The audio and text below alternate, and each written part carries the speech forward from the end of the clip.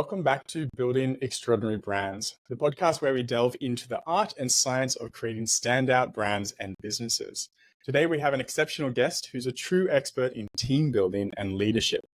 Tatiana O'Hara is a team and leadership development consultant who helps successful yet overwhelmed online business owners create the structure they need for their teams and daily operations, enabling them to scale sustainably.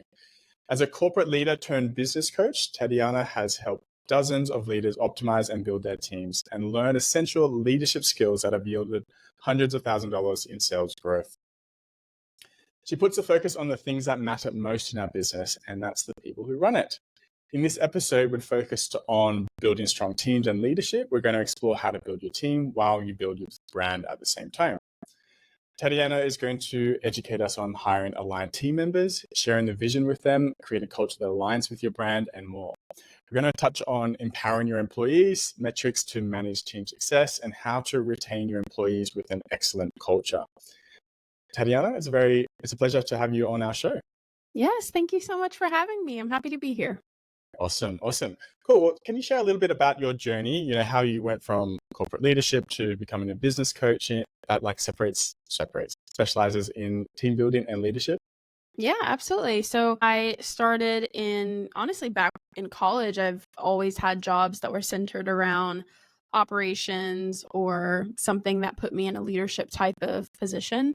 And so I studied hospitality management, thought I would go on to manage a hotel chain or a restaurant, but I ended up doing an internship with Aldi and got to learn a little bit about what it was like to be a district manager for the company and to oversee the operations of several stores, and performed really well in that internship, and they offered me the full-time position post-graduation. So I did that for about 4 years and learned a lot. Honestly, we went from being one of the lowest performing districts to one of the highest performing by the time I left.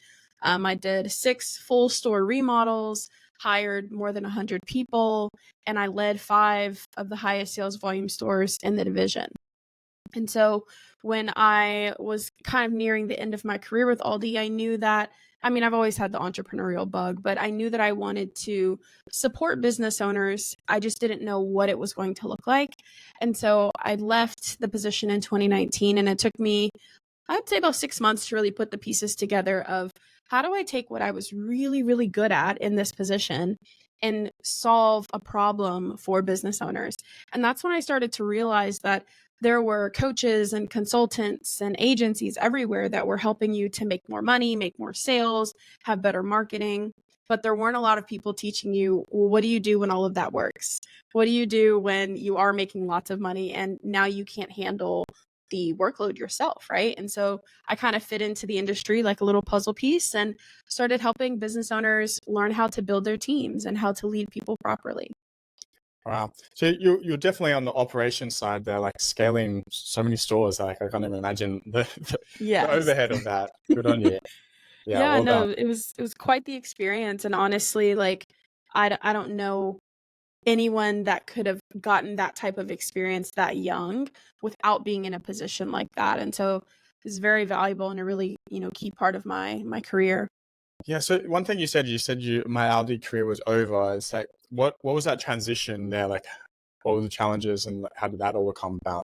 Yeah, so the timing actually worked out perfectly. I knew that I wanted to leave at some point around 2018 to 2019. Wanted to leave because, one, I was doing really, really well there, and I knew that I could create even bigger impact on my own. But then also I knew that I didn't really want to grow past where I was in the company. I enjoyed the work that I did in the stores with the teams and didn't really want to end up in the corporate office somewhere. And so when I started to plan my escape plan, I guess you could say, I was really nervous. I was nervous about the finances. I was nervous about, not even being fully sure of what I wanted to do. So I actually left running a different business. There was a different business I used that to kind of help me build up the monthly revenue to be able to leave my job. But yeah, the timing worked out. I ended up having knee surgery because I tore my ACL. And while I was out on leave, that's when I just realized, like, okay, now's the time. And so shortly after I returned back, I, gave my notice and transitioned into starting my business. It's funny how life works like that. I have a little Yeah. hiccup, and now, yeah, totally changes. So, what were some of the lessons you learned in that role? From 4 years working at Aldi and managing so many people, and just I can't imagine what else. Like, what were the Yeah. biggest lessons you learned from that corporate leadership role? Oof, I mean, it's a hard question because I learned so much, but I would say some of the top ones as it pertains to like team and leadership, we always have this thought that it takes longer to explain it to other people, so I might as well do it myself. Mm, Right? Instead of training other people to support I'm me, I very might as guilty well of do it that. myself. But I actually got to see that firsthand. I got to see how big it can backfire. I would come into my stores on the weekend. So we had to visit every store at least one weekend day per month. And so the reason for that is because that's when it's the busiest. So we really need to see what our stores are like when they don't know the district manager is about to walk in. And I would come in, towards the beginning of my career, I would come in and see my store managers on the register ringing up groceries, and the sales floor is a mess, and the back room is, overflowing with product, but there's no product on the floor. And then when I talk to the managers, they tell me, well, the cashiers aren't ringing fast enough, so our line is getting long. So I'm going to ring on the register because I need to get these customers out the door. But I got to see in real time what happens when we don't take the time to train and develop our team. Now the whole store is suffering because you, as the manager, you're not in the position that you're supposed to be in, right? Which Hmm. is overseeing the store, making sure the orders are right, making sure the sales floor is full. So that's a really big lesson I think I took away. We think we're losing time up front, or we might actually be losing time up front by teaching and training our team members, but it pays off in dividends on the back end. And again, I got to see that towards the end of my career as our stores really started to evolve. So that's one. And then I think another really important lesson, this is something very specific to Aldi. This is a phrase that they would teach us, and it was taking back responsibility. And it basically means when you delegate something to someone and you don't trust them to do it, you don't really want to teach them how to do it. And so you just go back and do it for them. And what that does is it diminishes trust between you and the employee, but it also, creates this bigger problem for you where you have a team of people who don't feel empowered to do the work and don't feel empowered, to make decisions. So I could name 100 lessons I learned, but those are the top two that I refer back to almost daily with my clients. Okay. So reading between the lines, like what I heard, and correct me if I'm wrong, is like the role you stay in the role that you were trained for or hired for, and don't kind of like go into another role unless entirely necessary.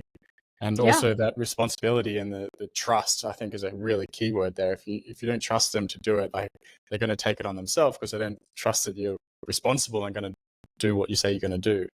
So exactly. I'd love to learn how you actually build teams that trust one another and do what they say they're going to do, and are responsible.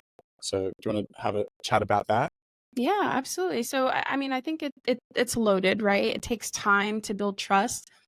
I think a lot of times we struggle to build trust with team members because we have this all or nothing mentality. We feel like as soon as we hire them, we should trust them immediately. So if you're running an agency that's doing designs for really high profile clients, we feel like on day one, I have to be able to trust this person to do these designs for my clients. But that's actually not the case. It's very similar to any type of relationship, right? It takes time to build that trust. And so I find that the easiest way to build it on both sides is just a little bit at a time. And you can do that by really creating a thorough, well thought out training and onboarding plan where maybe in the first month you have them doing about 15% of what their full job description is, right? And then you're training them, you're giving them opportunities to try things. As they're doing well, you're giving them a little bit more responsibility and a little bit more. And so once they show you that they're capable of doing this thing, you give them a little bit more, right? And then maybe they make a mistake, maybe they backtrack a little bit, and then you can have a conversation about it and use that as a training opportunity. But I find that taking your time is really the best practice, and it's all one big circle. Like the team building leadership thing is all one big circle, because in order to take your time, you have to hire proactively. You can't wait until it's hurting, until you're just so understaffed, until you can't keep up with the workload anymore, because then you have to trust them immediately, right? Like you need things to work out right now because you need help right now. But when we're more proactive with our approach, we can have like a more phased type of training process. Um, yeah, and I think that's where trust really starts to build. And they'll start to trust themselves more and they'll feel more empowered to do more and take more initiative as well. Yeah. And it's like any relationship, right? You have to build trust, but it takes time. You don't just automatically trust someone. You have to, Yeah. it's like, it's literally time and experience. And that's when it gets built up. Hmm. And the same goes with, the blocking that you said around, just giving them a little bit, not like the full 100% job, role. And I kind of equate this to my kids. I have 3 kids, and if you get them to do a task like build a big Lego thing, and you show them, it's like it's just overwhelming. But if you break it down one step at a time, one page by page, they get the experience, and you build that trust with one another, and it just is so much easier and it gets done. So I love that. And I know you weren't expecting me to relate your high level corporate leadership to Lego blocks, but that's what my brain did. I love it. Yeah. Cool. Well, let's talk about building strong teams. Like you can train them up, but what if you're trying to build a team from the ground up and hiring like aligned team members? What's your approach? What did you learn at your leadership roles? How do you hire right, I guess? Yeah. So a lot of it starts in the very, very beginning. I think we put a lot of the pressure of hiring the right person on the candidates, but a lot of it actually falls back on us. So I think it starts with one, having a really clear vision and just identity for your company. Because when you don't know who you are as a brand or who you are as a company, then we hire all these people expecting them to be able to tell us, right? And when they're not right, then we're upset with them. So we need to, one, be able to lay that foundation of what our vision is, where are we wanting to take this company, what are our values, what's important to us, what do we do, what do we not do, what are our guiding principles. But then from there, I think it's about getting ultimate clarity around who you actually need on your team. So sometimes when, especially towards the beginning stages, if we're transitioning out of that solopreneurship into having a small team, a lot of times our first instinct is, let me just hire a virtual assistant. And while that might be a good hire for a lot of people, it might not be the right one for you. And so instead of just thinking, I'm overwhelmed, let me hire someone, we want to be able to really be able to articulate exactly what this person is going to do, and not even just through the lens of what tasks they're going to do, but what's the impact that they're going to create. Why are we hiring this person? A year after hiring this person, what imprint do we want them to have made on our company? And so when you can define that, then you can start to create a really thorough job description, not just a simple one with 6 lines on it that says manage emails, talk to customers, but something that really articulates, again, the objectives and the imprint that we want them to make on the company, right? We can even start to think about their KPIs, right? What metrics do we want to be able to track for this person? What does success look like for this role? And so when you have a really thorough job description, that is going to position you to attract the right candidates. I like to think of a job description like a sales page. You use your sales page to attract those dream clients. Well, we want our job description to attract those dream team members. And it kind of goes on and on from there as far as like what type of questions you should ask on an application, how you should interview. But again, if you have a lot of that beginning foundational stuff and you have a really good job description and you know exactly what you want this person to be able to do, you're already 10 steps ahead, right? You're already 10 steps ahead of the person who's just throwing something up on their Instagram story saying they're looking for this role, send me your resume, right?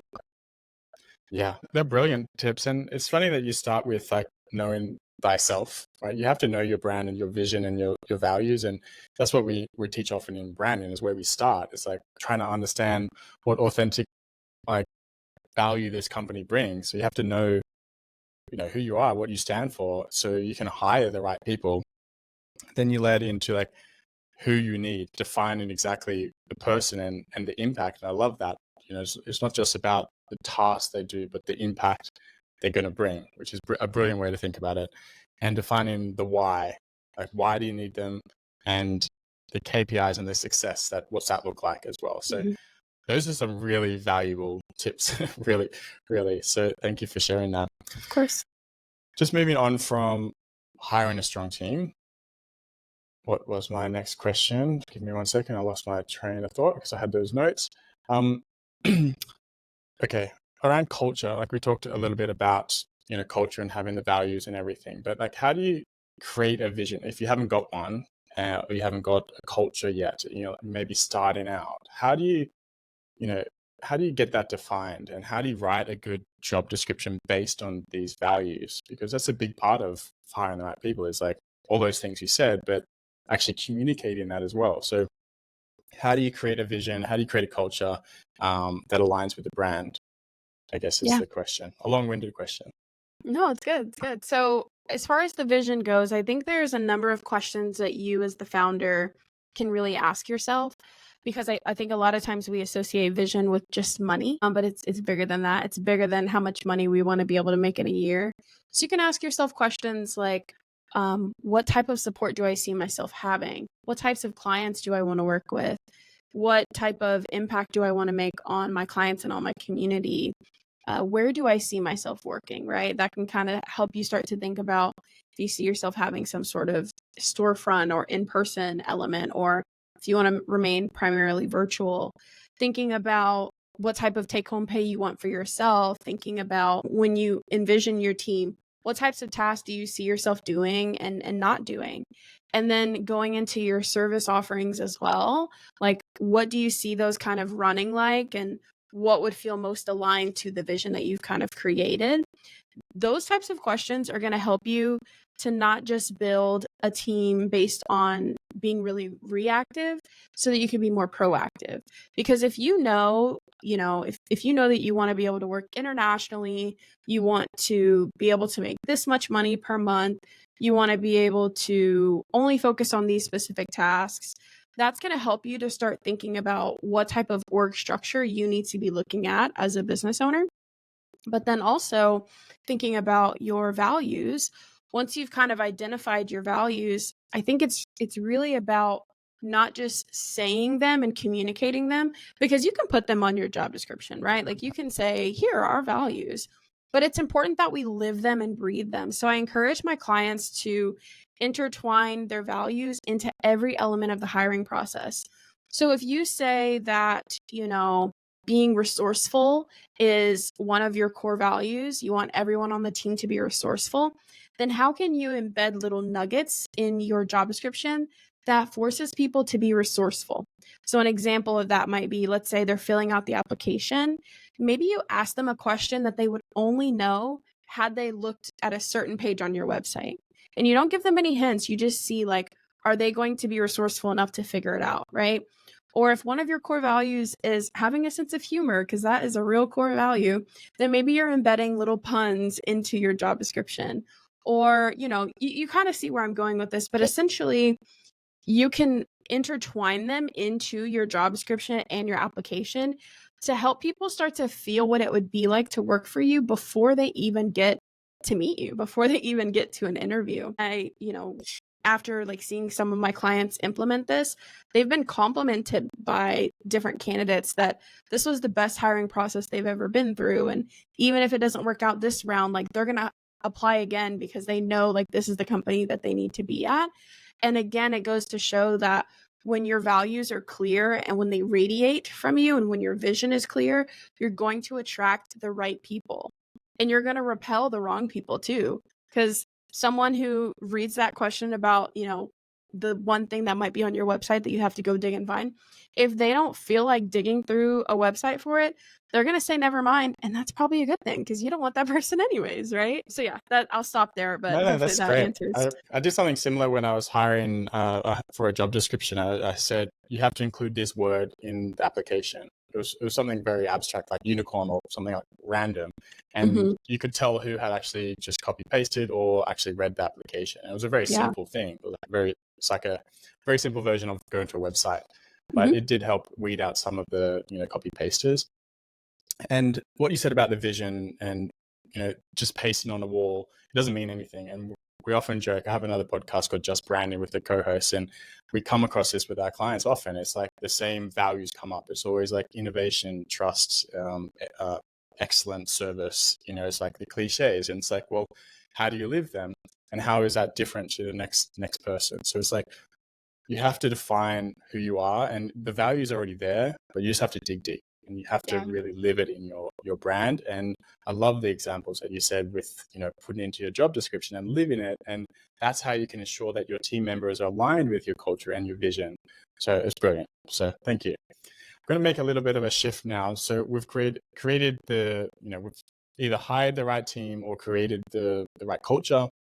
How do we actually empower and manage teams effectively? So you mentioned that you like your employees to become the CEO of their roles. Can you explain a little bit about what that means and how business owners can achieve it? Yeah, absolutely. So, empowering your employees to become the CEO of their role in a nutshell means to put them in position to be able to take their role to the fullest extent. So, the opposite of being the CEO of your role would be the person who just comes, clocks in, clocks out, does their little list of tasks for the day. That's it. And there's nothing wrong with that, right? In some roles, it might actually be helpful to have someone who just gets in and gets it done and gets out, right? But for the most part, especially when you're in a small business, right? We're in the startup phase. We need our employees to be almost visionaries, right? Like we need them to be able to do the work, but we also need them to be able to see and think bigger too, because we're only one person. And so there's a couple of ways that, you can kind of do that. Culture, communication, those are two really big ones. As it pertains to like communication, I think it's really important to loop your team in on important communications. A lot of times, like we want our team to take more initiative and to take on more responsibility, but we don't give them enough of the playing field. We don't give them enough of, the stick, so to speak. We're asking them to take it and we're just kind of dangling it in front of their face. But if we share more information about how we're making decisions, things that are coming up, challenges that the company is facing, it helps them to buy in a little bit more. Buy-in is a really, really big key to them feeling like the CEO of their role. And then also, when we talk about like initiative, right? We want them to take more initiative, giving them opportunities to take on more things, not necessarily outside of their job description, right? We're not asking them to do work that they're not necessarily being paid to do, but to just think bigger within the task that we've given them. Sometimes that can look like not giving super, super strict instructions on how to do a task, right? Just letting them kind of have free reign a little bit. As long as we get to the same like goal point, you can kind of be creative for, however it is that you want to get there. And then I guess the last piece that I'll kind of go into is feedback, right? Like feedback is a two-way street, but a lot of times we treat it one way. We're just giving them feedback all the time, but we never allow them to give us feedback. So making sure that you're just very reciprocal in that and, giving them opportunities to evaluate your leadership. And then when you do that, I think the feedback loop just flows so much easier and it almost becomes a norm, right? It's a norm for us to address challenges together. It's a norm for us to celebrate wins together. And just those three like quick things can really transform the way that your people show up to work and the way that they feel at work and how empowered they feel within their individual role. It makes sense, right? Like understanding why you're doing something so you can like buy into it and you start to understand the outcome and like the purpose behind it. And if you don't have a purpose, like it just seems like meaningless work. So it makes sense, but it's not always done. It's easily said. Yeah. And the feedback loop as well, I think is crucial. And it comes back to the communication side of things that you mentioned as well. So it makes sense. It really does. On top of I was going to say, when you were saying like it's easy to say it, right? But it's not always so easy to do it. And I think if we as leaders can just take it again, just a little bit at a time. So if you have something like really important coming up, just thinking like, what's one aspect of this that I can share with the team? Or if you meet with your team regularly, right? Like every meeting, what's one thing I can share with them that'll bring them in a little bit closer to the vision, a little bit closer to like why we're here to begin with. Just starting small. Like I think sometimes we assume like, oh, does that mean I just need to share my P&Ls with them? Does that mean they need to know how much I'm paying myself? Like, no, you really don't have to go into all of that. But just giving them a little bit more, inviting them into a little bit more of the conversation can really go a long way. And sharing the outcomes, I think, was important. Not just like, here's how to do it. It's like, this is the outcome we're looking for. You can figure Yeah. out your own way. Mm-hmm. And that's how they become empowered and become their own CEO in a way. Yeah. Love So it. what impact do you think this has on a business if they're empowered and doing things their own way and they have buy-in? Like what do you think is the impact this has? I mean, I can tell you. So Okay. on average, my clients see about a 20% increase in revenue. Not because I'm teaching them how to market, because I'm teaching them how to run ads, like none of that. But by simply like building a more well-oiled machine with their team, they're naturally increasing their capacity. They can work with more people because they have a more efficient system. And then the team is also bought into that growth as well. But also, I think one of the hidden wins within all of this is increased retention. By far, we see better results. We see better company performance when the team is more tenured.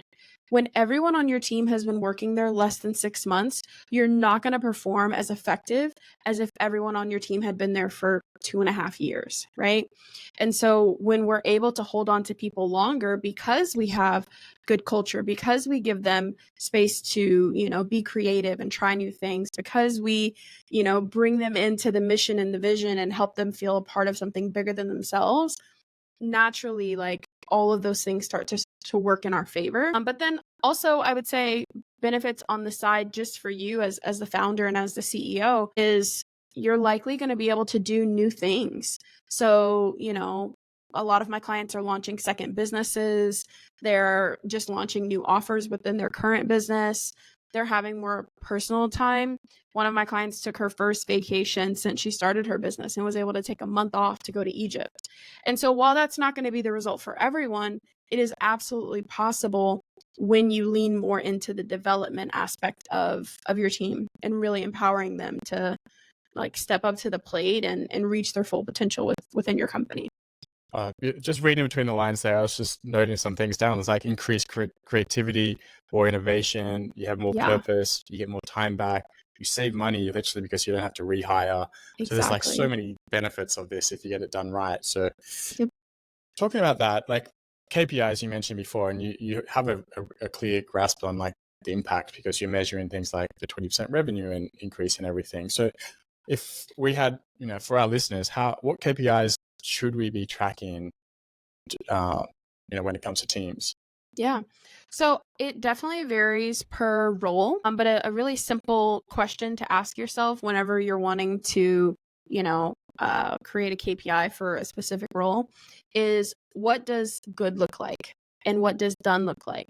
So if I am a social media manager on your team, what does good look like in this role, right? Like, how do I know when I've gotten the full ROI on the reason why I hired this person? Well, for me, it might be reaching new audiences. It might be more traffic to my website and maybe more engagement on my social media posts. And so those are your 3 KPIs very, very simply, right? More engagement would look like, comments, likes, shares, saves. More traffic to your website might look like more link clicks, that kind of thing. But if it's a different role, and sometimes it can be a little bit harder to articulate, right? So social media manager is very easy. It's very numbers driven, right? But maybe you have, let's say, an operations manager. Well, what would it look like for me to get the full return on this operations manager? What does good look like? Well, maybe I'm not having to make as many decisions. Maybe I'm not having to be on as many meetings. The team is kind of managed and I'm not having to worry, high level business admin, like renewing licenses and, those small details. And so metrics in that sense might look like measuring team performance. So overall as a team, how many of our tasks are late versus on time? How many of our team members are happy within the workplace, right? Maybe we're measuring team happiness through different surveys and questions that we ask the team members. If we're thinking about not having to make as many decisions, that might look like having your operations manager have monthly check-ins with each team member or something of that nature, right? Like, I'm just kind of thinking on the fly here. Yeah, no worries. But yeah, that's how you can like easily create KPIs for the people that you work with. And then to take it a step further, you then have to ask yourself, well, how am I going to evaluate this, right? So if we're talking about task completion, am I looking at a percentage each day, each week, each month? And then again, within that, identifying what's good and what's not good. So good might be at the end of the week, we have 95% of our tasks completed. And then bad might look like we have less than 50. And then you can kind of fill in from there. And then you can teach your team members, bring them into these metrics, right? Help them understand that it's not a tool to micromanage them, but it's a tool to give them the accountability and the opportunity to take ownership over their role. You don't have to wait for me to tell you how you're doing. You don't have to wait for me to tell you what to work on, because your metrics are going to paint a picture of that, right? And so then in your team meetings, you can have your team members report on their KPIs and share with you, hey, Tatiana, this is where we fell this week. I'm really proud of these results. Here are some of the actions I did that I think led to this. Or, Tatiana, we fell short this week. And I think these are the 3 things that may have contributed to that. Here's my action plan for how I'm going to resolve that next week. Instead of what we typically have is we have to tell our team members when things aren't going well. We have to get them, on board with creating an action plan. We have to tell them, hey, this is what I want you to focus on next week. But your metrics really empower your team to like take ownership over that. But I think when you just see the word KPI, it sounds clunky and corporate and not fun and micromanaging. And so we stray away from it. But when our team starts to grow in size, or our business starts to grow in size, and we don't have a handle on these metrics, that's when you start feeling like payroll is going out the door, but you're not necessarily benefiting from it, right? Like, you're paying the money, but the team starts to feel like it's falling apart in a sense. But this is one of the elements that can kind of keep it together. Sorry, very long-winded, but I love KPIs. That's brilliant. I think it's so important, and something that's often either thought about too much and not done because it's too much, and like you said, there's all those negative connotations with it. Yeah. But I like how you said, like, just breaking it down to, like, is it what makes good? Like, what makes good and what's bad? It's a simpler way to think about it, and it's less burdensome. I also like the fact that you have to evaluate. So just a follow-up question on that. If you're evaluating them, how do you actually improve? Like, if they're doing the action plan, how do you make them or ensure that they're improving and actually growing and hitting KPIs and improving? Yeah. Well, so I think that's where our leadership comes into play, right? So on one end, it might be just scheduling the time to check in. So, for example, let's say we have 3 bad weeks in a row of whatever that one metric is, and we've kind of worked together to create the action plan. It's your job to make sure that you're checking back in with that person, right? Proactively reaching out to them maybe midweek. Hey, how are things going with this? Is there anything I can do to help or support? Or sometimes more long term, you might identify that maybe there's like a training deficiency here. Maybe there's some additional training and support that I either need to give this person, or maybe we need to, hire someone to support them, or purchase some sort of continuing education for them. Or sometimes, which a lot of people don't want to hear, maybe I need to roll up my sleeves and get in the weeds with them for a little bit, right? Maybe they really need my support, and it would be actually helpful for us to get on Zoom for a couple, maybe an hour and dig through this thing together. Because that is one, I would say, downside sometimes of KPIs, is that because we have these really beautiful snapshots of what's happening within each role, we as the CEO can start to be a little disconnected from what's really happening in the business. And so sometimes it's nice to just roll up your sleeves and kind of get back into it for a little bit. And I think that's how you really support them and show them that, hey, we're in this together. I'm not just dumping this on you. Like that. All right. Briefly, before we mentioned retaining employees, like retention, right? And I just want to dive into that a bit more because it's such a big part of business, like retaining employees, hiring them, training them, making sure they're doing their role and everything. So, like, what are some ways that business leaders or CEOs can retain employees, with a culture context? Yeah, that's a great question. So I think one way that you can retain employees is by figuring out what they actually want and what they need. And you can do that by just having regular conversations with your team. But I also think making time for those more formal check-ins that aren't just about, "Hey, here's how you're doing and here's what else I need from you," but asking what else they might need from you or what else they might want to do within their role. I would have monthly meetings with each team member individually, and we would talk about their current project load and where they're at with that, and if they feel supported, if they need more help, if they feel overwhelmed. I would actually have them rate their overwhelm on a scale of 1 to 10. And even just those small check-ins every month just help them to feel very supported by me. So I think that's a really big thing. And then also, from the culture perspective, I do think it's important to, you know, give the team time to be together. So a lot of times, especially when we're working mostly virtual, maybe we have team members all over the world. Sometimes you might meet with your one team member that's in Europe one day, you might meet with your team that's in the States one day, you might meet with someone who's in Australia one day, but we rarely give our team time to like meet together because we've told ourselves, oh, it's not necessary. Like no one's role is connected.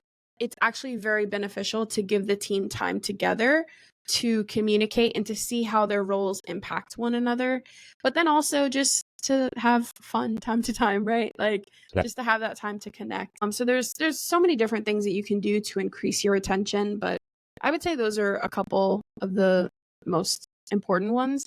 And then last one I just want to tie in there too is role clarity. When people don't feel like they know what they're doing there or they don't feel confident in what they're doing, they're going to go somewhere else where they can feel more confident. So it's our job as CEO to really make sure that everyone feels really clear in their role and that we've clearly defined it as well. Okay. Brilliant tips. A lot of C's in there, like communication and connection and clarity and understanding purpose. So they're brilliant. Thanks. All right. Well, I'm going to wrap this up soon, but before we do, I'd just love to know, like, if you have any upcoming projects or events or initiatives you want to share with our audience. Yeah, so I actually have something that is going on all the time, and that is our shop. It's called Grindaholics RX. So basically, my entire brand is built off this concept of being a grindaholic, right? Like addicted to the grind, addicted to the work, addicted to like that adrenaline rush as an entrepreneur, and helping people to kind of ease off of that and to lean into more support. And so we have a shop. It's like our online digital pharmacy. It's called Grindaholics RX, and you can find any product that you might be looking for to support you through very specific team issues. So if you're having trouble with hiring and training and onboarding, we have a product for that. If you're struggling with, team communication, how to have effective meetings, how to give feedback, we have a product for that. If you need help with creating KPIs, we have something for that. So I would definitely check that out. I don't have any like live events coming up at this time, but I'm sure I will later in the year. But yeah, that's always a great spot to start and to, kind of get some support. So where can listeners find that? Just the domain, I guess? Yeah, it's tatianaohara.co/grindaholicsrx. And I'll be sure to share that link with you too. Okay, thank you. Will do. All right. Is there any other final pieces of advice or anyone else looking to, any final pieces of advice? Yeah, I would say, when I do podcast interviews and I listen back to the episodes, I'm always like, man, this is really valuable, but I hope someone actually runs with it. And so I would say if you're listening to this, I hope you run with it and I hope that you make the time for it. I know that this team stuff and leadership stuff and operation stuff, it feels so time consuming and it feels like you're not going to see that immediate reward the way that you would if you focus on, maybe other things, but you're going to see the long-term reward. And when we don't focus on it now, it's always going to come up later and you're going to have to focus on it then. So, just ask yourself, what's one thing I can take away from this episode and start implementing today, right? And if even that one thing is really going to start to make the difference. You're so right. I'm so glad you ended on that. And there's no point watching videos or listening if you're not going to take one thing away and implement it. Like, it's just more knowledge. How can you apply it today? And like you said, start small, like those Lego blocks, one piece at a time, and we'll build up to something amazing. That's how you build your empire. Those kids are always teaching us a lesson. 100%. Tatiana, I love this conversation. Thank you so much for sharing your wisdom on leadership and so much more. Thank you so much. And over and out. Absolutely. Thank you so much for having me.